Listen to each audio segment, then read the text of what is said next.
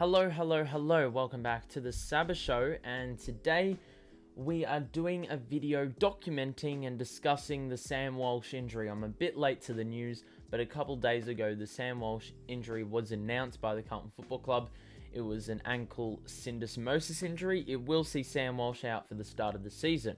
I'd love to hear your thoughts on this, so make sure to let me know in the comments down below. But basically, we're just going to discuss how this affects the Carlton Football Club and what it may tell us about the Carlton Football Club and the people involved.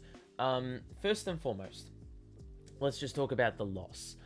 Sam Walsh, recently named vice captain, top 5 in the Brownlow, I believe, off memory. One of our best players, and has been since his rookie season. Epitomizes a work ethic like no other at the football club, and that's what's made him so successful. I won't forget, should I say, a game last season against Geelong where we were pretty much done in the last quarter. It was pretty obvious that we weren't getting the win, but Sam Walsh goes out there and kicks 2 goals against the run of play, looking visibly more energetic than every single Carlton player and possibly Geelong player on the footy field. Kicked 2 spectacular goals, and that was, a performance that didn't really take much away from the loss, but we just saw how class Sam Walsh is, how many levels above Sam Walsh is from his counterparts, and that's what we're going to be missing out on this season, or for the first 4 weeks of the season. But in terms of what this will do to the Carlton Football Club, obviously we're missing out on a lot, but what we may gain from the club, I sort of see it as a victory in some respects. And people will say, well, how can you find anything good out of this? And I will say to them the following things. The first thing I think it'll get out of this situation is we've seen in the past, last season, Matt Rowell out with an injury. I don't remember what it was. I think it was his shoulder. Was out for quite some time in the season. Came back around, just past the middle of the year. And you could see he was doing a coaching role from the side. You will never forget that that meme that was circulating of Matt Rowell with his notebook and what he's writing in that notebook. Well, I think this could be an opportunity for Sam Walsh to do something similar. Obviously, doing something like that, you see the game in a different light. Obviously, players don't have that luxury. You're not seeing it from a really deep statistical point of view. I know statistics are a big part of the game nowadays and analysing data, but I feel like Sam Walsh will be able to benefit from this greatly. Also, essentially, he's young, but he's got the resume, to be able to educate other players. He's that good. So I think that could be a possible thing that he could do while he's out, even though it's only 4 weeks. But it could, go a long way in terms of his development, even more so than what he's already done, because he's seeing things from a light that a lot of players don't get to see things from.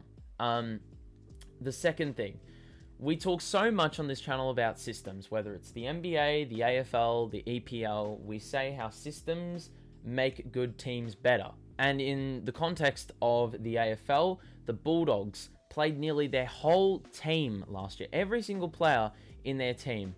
I don't remember the actual count, but there was not many players that missed out. I reckon 3 or 4 players.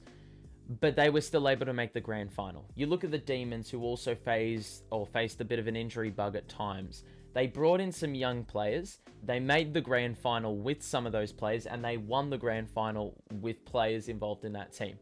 And this is what this injury opens us up to. Whether our system can basically compete with the best. Because, the Bulldogs and the Demons, no matter how many injuries they had, both teams coincidentally made the grand final. And that's what we sort of strive to achieve.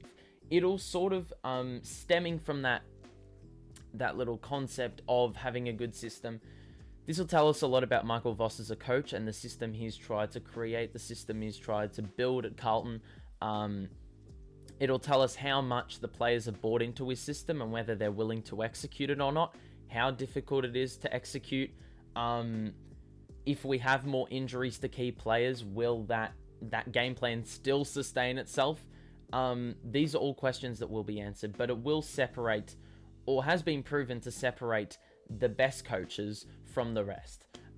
If you can have a good system that players buy into, it's a very solid culture, you've got an identity, all these things, if they all work together alongside one another and interconnect, you'll be able to see success. And that's why we saw through the Bulldogs and the D's, they were very, hell-bent on creating this culture, this mindset, and no matter what player played, they were able to achieve success because these players bought into the system that was being, created. I think another silver lining out of this is that we have a midfield logjam. I mean, you look at the amount of players that we've added into the midfield in recent years, the young guys that are, knocking on the door. So, for example, your likes of Paddy Dow, Lockie O'Brien. It really depends where Walsh would have played this year, whether that's on a wing or in the middle. So Paddy Dow and Lockie O'Brien have their opportunities. You've also got Chera and Hewitt coming into the side as new additions, which, they would seemingly slot into our best 22. So those guys will, be resting a little bit easier knowing that, the best midfielder is out of the side, because there'll be opportunities for them to impress, them to take charge, and them to play their roles. I think that's just a positive. Even Liam Stocker, potential to go into the midfield. Obviously, in his junior years and in his TAC Cup days, or whatever you want to call it, NAB League, he was a midfielder. He won the Morris Medal, or whatever it was. That's like, light years away. That's what it seems like. But, there could be a potential opportunity for him to slot in there instead of playing a defensive role, because we also have a bit of a logjam in the back line as well now. So, there could be an opportunity for Stock to perhaps cement his role and establish himself as more of a midfielder. Now, the last thing that I do want to address is the fact that this 4-week injury, now the clubs we've got facing in that first month is the Tigers, the Bulldogs, the Hawks, and the Suns. Now, look, a couple of those games we do need to win. Suns and Hawthorn, I mean, there's no excuses to lose those. But the first two fixtures, Richmond and the Bulldogs, I would not back our chances in those games. Obviously, you can't think like that. You've got to have a bit of a positive mindset. But if we're being realistic, Richmond getting, a lot of their players back, really want to, start off the season strong after what was pretty disappointing last year. And then the Bulldogs, who were, desperate to seek revenge and actually win the flag this year, go one better. Those two games, at the start of the season are going to be very tough, because these teams are going to come out with a lot of energy. It's the first couple games of the year. You won't see too many injuries, so a lot of teams are going to be running out their full strength. So I think it's going to be fairly difficult. I think we can win those games, but obviously the Sam Walsh injury has sort of troubled us a little bit in, winning those games. But in saying that, I'd rather have the injury now, so it's out of the way. And those two big games where we sort of didn't have as much of a chance as maybe some others, losing Sam Walsh for those games will sort of tell us a lot about our character in those games, how we'll, stand up in the big moment for those games without our best midfielder.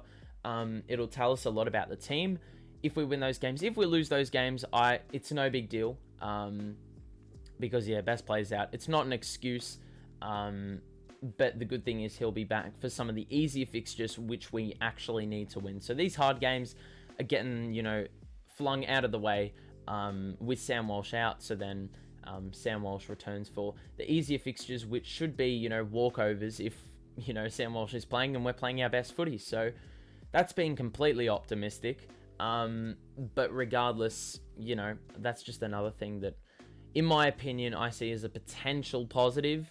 You can twist it in one way or another to get positives and negatives out of it, but I think it's more so a positive that Sam Walsh is out for this first month and, not in the middle of the season when we're gaining momentum, possibly. at the end of the season where, you know, potentially we could be going for a top 8 spot. We could be in that, you know, that fight between positions 7 to 10, and it's going to be tough. We need to win every single game. It may come down to percentage, and someone like Sam Walsh is a difference maker in getting that percentage, you know, all of those things. So I'd rather it get done, you know, earlier in the season, you know, if you want to twist it that way and say that it's a good thing. But that's pretty much it from me. This was a video that, you know, I didn't wish to make, but unfortunately I had to make it. I didn't have to make it, but, you know, we want to do as many AFL videos as we can in the off season. This is just another excuse to make one, unfortunately. But we will be doing a lot of content up and coming. So make sure to drop a like on the video if you enjoyed this one. Share your thoughts about the Walsh injury in the comments and what you think it means for Carlton and their season. And subscribe to the show. We will be doing this. Well, we won't be doing this, but we'll be doing a lot of AFL content, you know, in a month or so. The season's only about a month away. And, you know, the footy spirit is going to come alive in homes around Australia, and it's going to be bloody exciting. Anyway, thank you for watching. Have a great rest of your day, and I'll see you in the next video. Peace out.